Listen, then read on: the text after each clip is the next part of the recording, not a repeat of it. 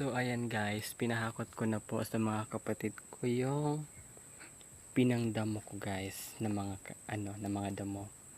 So sila muna po yung pinahakot ko dahil masakit po yung aking kamay dahil ako po yung nagadamo o nagapala ng mga damo guys. So ayan po, nakiusap po ako sa kanila na sila muna po yung yung maghakot dahil sakit po yung kamay ko at sasahuran ko rin naman po sila guys. So medyo marami rin po yung hahakotin nila. Yan pa po. Yan. Pero okay lang naman po dahil dalawa naman po sila. Huwag nyo kasi punuin mamaya. Konti-konti lang.